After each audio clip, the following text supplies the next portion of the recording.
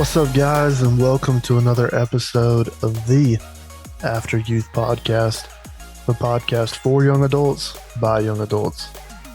I'm your host, Josh Cave, and today I'm joined by my wife, Molli Kave.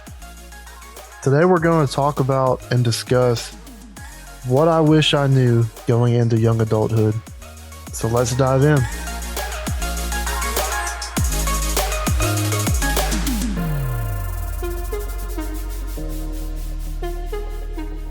Hey guys, thanks for joining us today for another topic.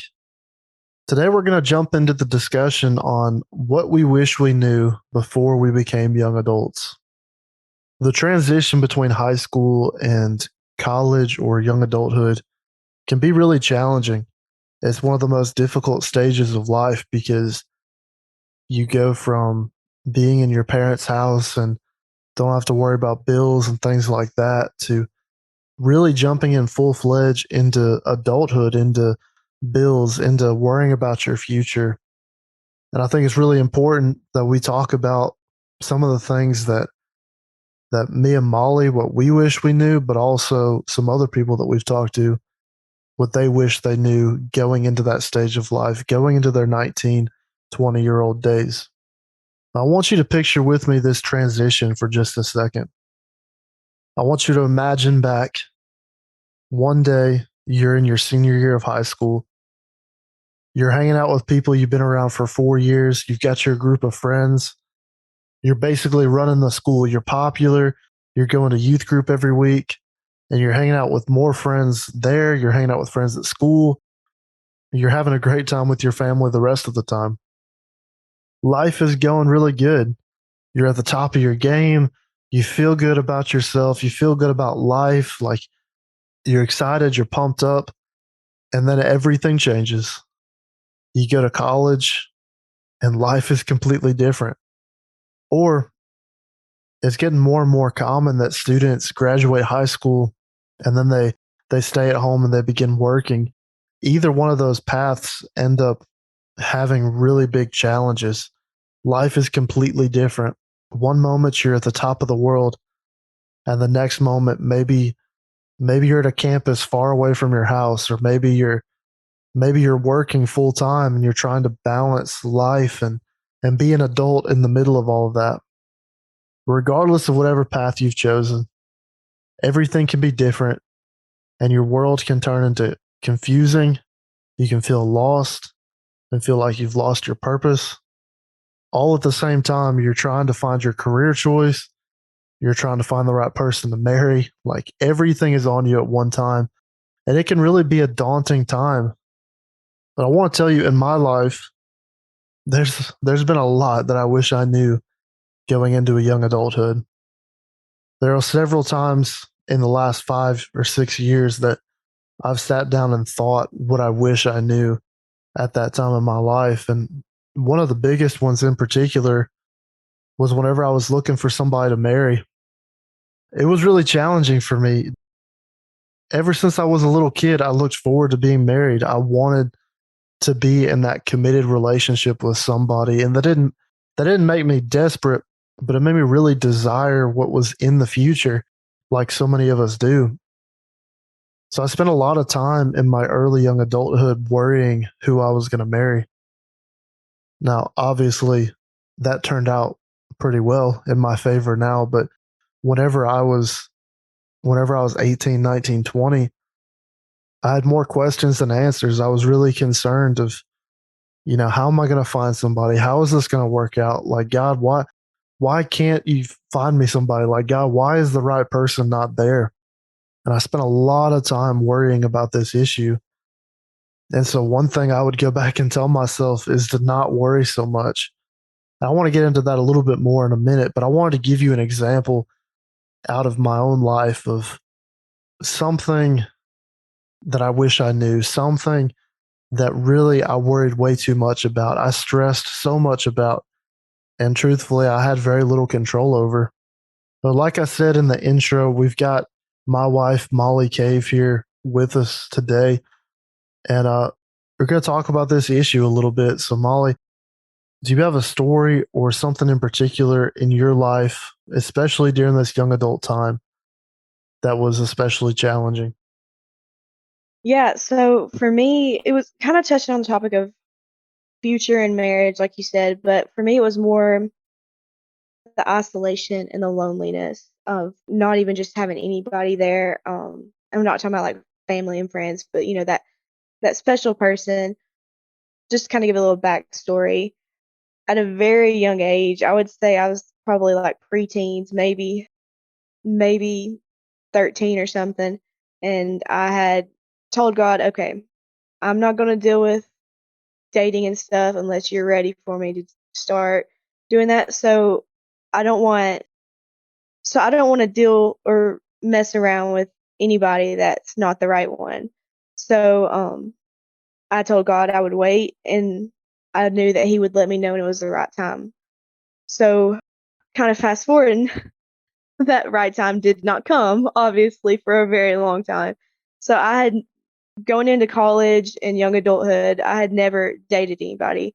There was a couple of guys that I had texted, never really went anywhere. It kind of fizzled out in high school.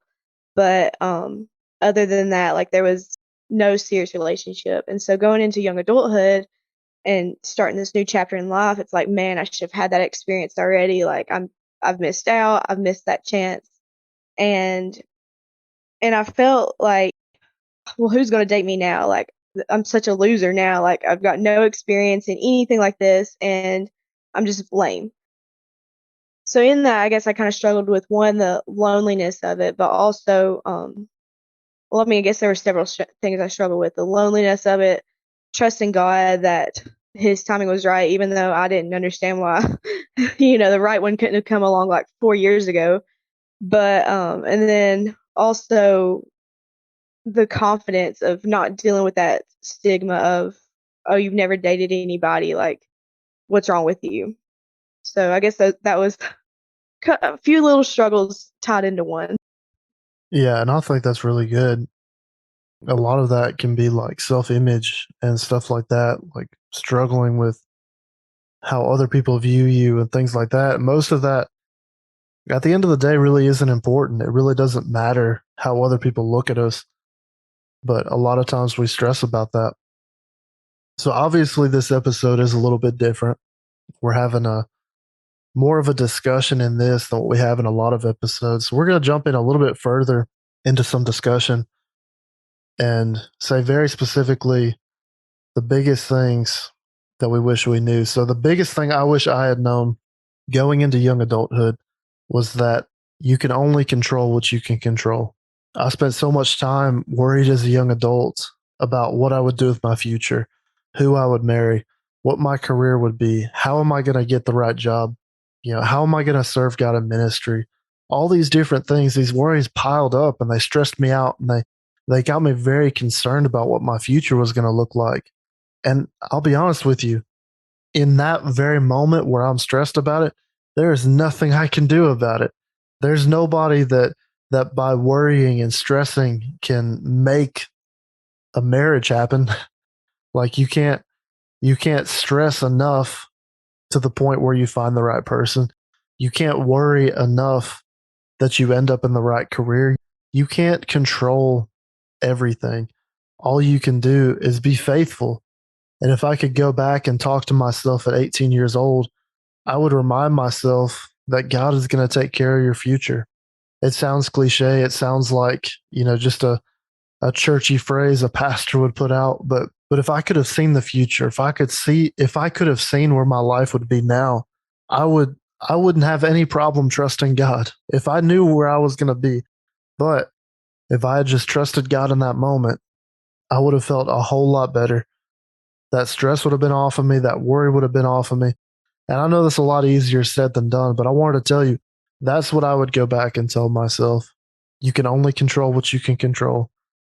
Molly, what's one thing if you could go back and tell yourself, what would you say?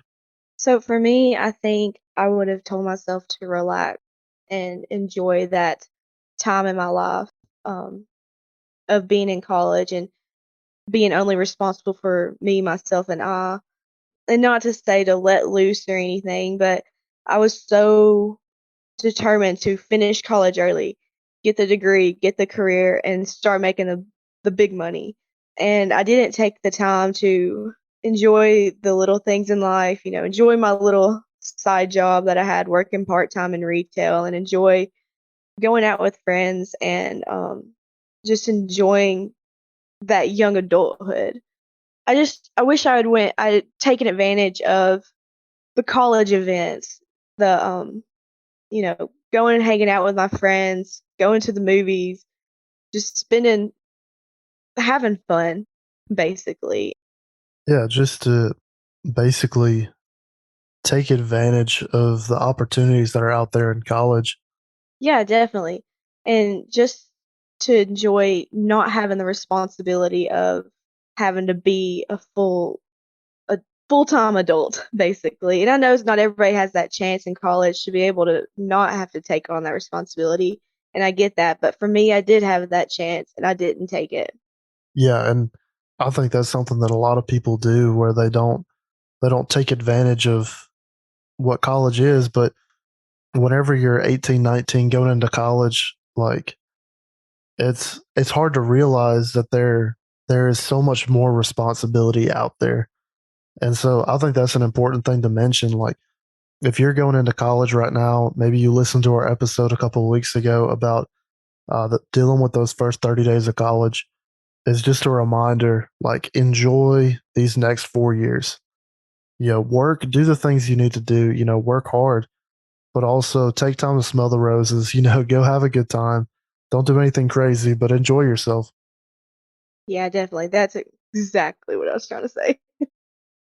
So a couple of weeks ago, I went to social media and decided I would phrase this question to whoever would respond. And I actually got quite a few people to respond to this message. And I think it was really interesting because I had some people who were in that young adult range, the 18 to 25, 18 to 30. But I also had some people who were a little bit outside of that range. It is interesting to see the different perspectives. So, what I found in a lot of adults is they gave ideas of finances, of investing. Like several said, yeah, I wish I would have taken time to make decisions, like, sleep on it, things like that, that they made some decisions about money that were quick and trying to make the decision right then and it ended up backfiring. Others said, I wish I knew how to handle money and invest more. If they could go back and tell themselves at 18 or 19 years old, go ahead and invest some money, that it really would have made a difference in their future. And some others said that they wish they were more patient about the future. That, just like I mentioned, just like Molly mentioned, to not get so worried and caught up on what the future holds, but to sit there and enjoy the moment, enjoy the right there and now. But I want to take just a second and look at some of the responses from people just like you. And so I want to put a quick disclaimer here. I've tagged names of some people in this. The people that I say their names, they're ones that posted on a Facebook page, on Instagram. So the people that I'm actually saying their names are people that posted it publicly. Because I don't, if you send us a private message, it's going to be private. I'm not going to go and put your name out on everything. But I wanted to give you that quick disclaimer real quick. Frederick, he posted on our Facebook and explained that he wished he understood that his plan had to align with God's plan. Instead of rushing through trying to speed up the process, like I said, trying to worry and make a marriage happen, make the right person come around, or make the right career choices come around. Instead of doing all that, just rest and trust in that God knows what he's doing. Another person said privately that they wish they knew that it's much more important the quality of friend rather than the quantity of friends.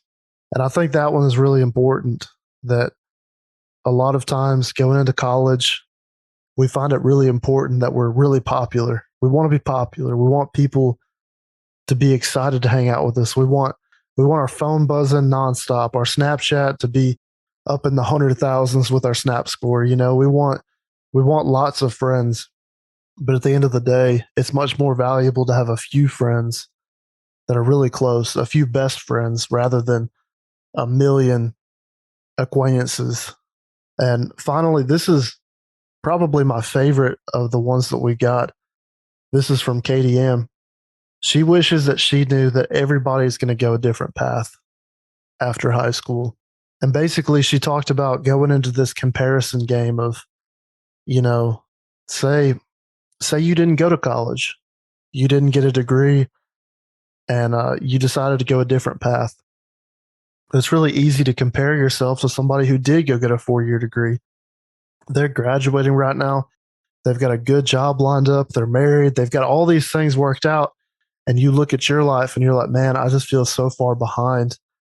And she just wanted to show that everybody goes a different path. God has a different path for every single person. And so it's much more important to focus on God and follow his plan for your life rather than comparing yourself to where everybody else is at. And that could go far beyond early young adulthood. You could do that for the rest of your life, stressing and worrying about where other people are at compared to where you're at. Like, oh, they've got a bigger house than I do, or they've got the PS5 and I don't, or they've got 3 new cars in the driveway and I don't. Everybody's got a different path. You focus on God, do what God's called you to do what God puts in front of you, and don't worry about the rest. Let it work itself out. If I could help real quick simplify some of this, the young adults that responded to this seem to be much more focused on not worrying so much. Like, if I could boil it down, Katie Ann's, Frederick's, they both talked about, not worrying so much about where other people are at, not worrying so much about the future. What I echoed, not worrying so much about the future. What seems to be the common theme is to breathe. Don't worry so much. Don't stress so much about what tomorrow holds. Like the scripture says, nobody can add a day to their life by worrying. And so just focus on God, enjoy the journey, and trust what God is doing in your life. And so maybe you're listening today and you're going into young adulthood. You're going into your early 20s. I want to tell you what seems to be the common theme among young adults. What we wish we knew is that if you focus on God and do your best with where you're going, God's going to take care of your life and your future. Don't stress. Don't worry about it. God's going to take care of it.